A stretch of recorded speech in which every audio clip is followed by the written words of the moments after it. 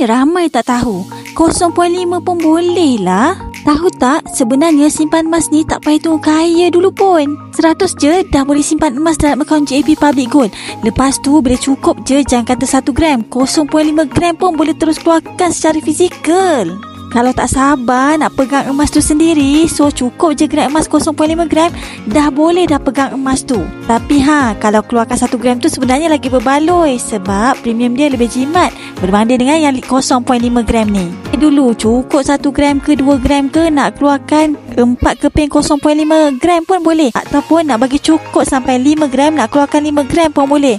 Tapi tengoklah ni, punya banyak dah desain 0.5 gram, semua comel-comel. Kalau nak ada koleksi emas macam ni, jangan tangguh-tangguh lagi.